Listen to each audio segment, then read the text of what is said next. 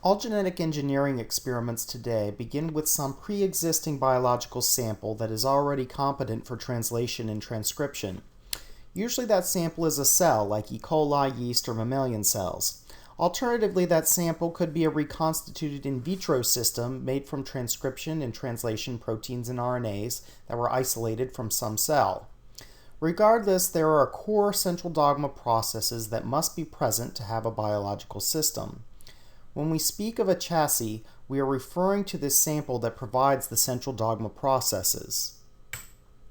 The most common chassis for synthetic biology in its early years was E. coli, but S. cerevisiae is king as of 2014, and other organisms including human cells, cyanobacteria, a few plant species are also getting increased attention.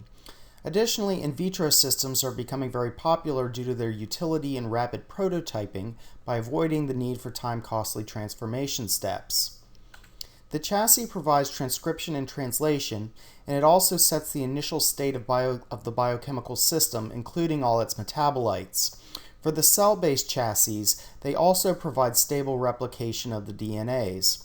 Beyond this basic definition of what the chassis provides, a general idea of synthetic biology that distinguishes it from more traditional genetic engineering approaches is to consolidate the list of organisms that go into the experiment. For example, I say yeast is king today because instead of identifying obscure organisms that already have a desired property and trying to grow them at scale, most synthetic biologists like to start with S. cerevisiae because of the enormous infrastructure and experience that is already in place for handling this particular species. Thus, when synthetic biology people speak of the chassis, they not only speak of the chassis as the initial organism being modified, but they also speak of a specific short list of species, and thus the yeast chassis or the E. coli chassis specifically. The term strain refers to a specific genetic composition and lineage.